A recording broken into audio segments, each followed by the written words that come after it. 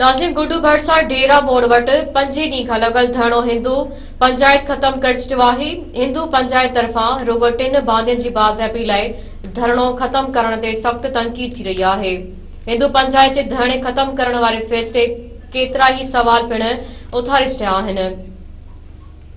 असांजी मदद कजो, करण वारा धरणे को बगैर न वञो साईं, सागर को बगैर न वञो। सॼी तव्हांजी हिमत आहे।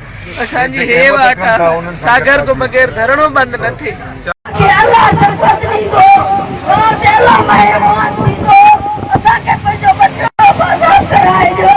असांजा महीने में असांजी हालत छा थी वई आहे, साईं खे असांजी झोली आहे, असां साईं खे झोली झले चऊं था, वरी धरणो बंदि करे बि न कयो। असांखे हाणे ई पंहिंजो ॿार कराइजो। गुड्डू भरसां डेरा मोड़ वट 5 ॾींहं खां लॻल धरणो ख़त्म करण वारे हिंदू पंचायत जे फ़ैसिले ते केतिरनि सवालनि जनम वरितो आहे। सोशल मीडिया ते बि मुख़्तलिफ़ तबसरा हली रहिया आहिनि। 5 ॾींहं खां सिंध पंजाब जे दंग डेरा मोड़ वट लॻल धरणो हिंदू पंचायत अॻूणे MNA एहसान रहमान मज़ारी ऐं SSP अमजद शेख जी ख़ातिरी ते राति देर सां ख़त्म करे छॾियो। सवाल इहो आहे त प्रिया कुमारी ऐं सागर कुमार समेत समूरनि मुग़वियुनि जी बाज़ियाबी लाइ लॻल धरणो 3 मुग़वियुनि जे ड्रामाई अंदाज़ में बाज़ियाब थियण खां पोइ हिंदू पंचायत तरफ़ां छो ख़त्म कयो वियो। चयो वञे थो त मक़ामी हिंदू पंचायत ते मक़ामी बाअसर सरदारनि पुलिस ऐं इंतज़ामिया एतिरो दबाव विधो हो जो हिननि लाइ धरणे तां हथ खणण खां सवाइ ॿी का वाह न बची हुई। हिंदू पंचायत इहो बि समझो पए त मक़ामी बाअसर ऐं पुलिस खे नाराज़ करे हू इलाइक़े में महफ़ूज़ रही न सघंदा। इन खां सवाइ हिंदू पंचायत में मौजूद कुझु अंसरनि पर्दे पुठियां बि पुलिस ऐं इंतज़ामिया सां डील करे माण्हुनि जी जदोजहद खे ख़त्म कयो। धरणे सबबि इंतज़ामिया ऐं ॾोहारियुनि जी सरपरस्ती कंदड़ मक़ामी बाअसर माण्हुनि जे हिकु अनोखे हिकमत अमली बि कमु ॾेखारियो, जंहिं तहत कुझु शरपसंद अंसरनि खे धरणे जे स्टेज ते प्लांट कयो वियो हो, जेके मुख़्तलिफ़ मुक़ररनि खे डिस्टर्ब कंदा रहिया हुआ। धरणे दौरान क़ौमपरस्त अॻवाननि खां माइक पिणु फुरी वई हुई। मक़ामी समाजी कारकुन शानल खोसो, जन्नत बांदी बणायल नाज़िया खोसो ऐं संदसि धीअ कौसर खोसो जे अगवा में किन बाअसर मक़ामी सरदारनि तरफ़ इशारो कयो त इन सां बदतमीज़ी कई वई।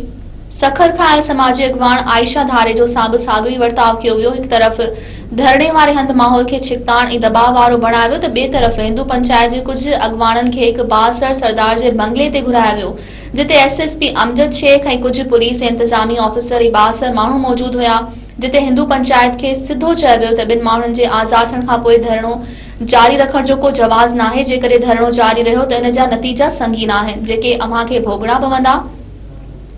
इन मरहले ते हिंदू पंचायत में मौजूद कुझु मौक़े शनास अंसरनि मक़ामी बाअसरनि ऐं पुलिस सां पंहिंजी PR ठाहिण लाइ धरणे खे ख़त्म करण जो फ़ैसिलो कयो।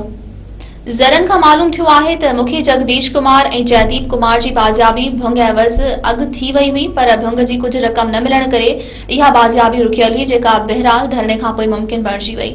डॉक्टर मुनीर नाइक जी बाज़ियाबी लाइ शुरूआत में 2 करोड़ रुपया भुंग घुरियो वियो हो, पर इहो मालूम नाहे थी सघियो त इन जे बाज़ियाबी कहिड़े तरीक़े सां थी आहे। इलाइक़े में हिकु डील बाबति बि ॻाल्हियूं हलनि थियूं। इहो ॿुधाए पियो वञे त सागर कुमार बि धाड़ियलनि वटि न पर महफ़ूज़ हथनि में आहे, जंहिंखे जल्द ई ज़ाहिर करे इहो ॿुधायो वेंदो त खेसि बाज़ियाब करायो वियो आहे।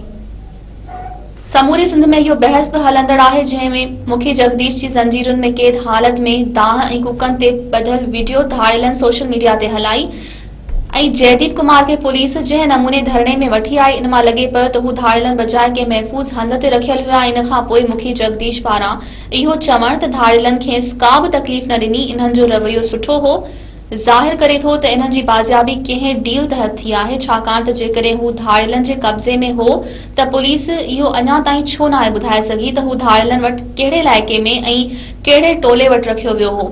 को मुक़ाबिलो थियो या न केरु ज़ख़्मी थियो या न, इहो नथो ॿुधायो वञे। इन समूरी सूरतहाल धाड़ियलनि जी राॼ हेठि आयल सिंध जे हिननि ज़िलनि में पुलिस ऐं बाअसर माण्हुनि जे धाड़ियलनि सां गठ जोड़ खे वाइको करे छॾियो आहे।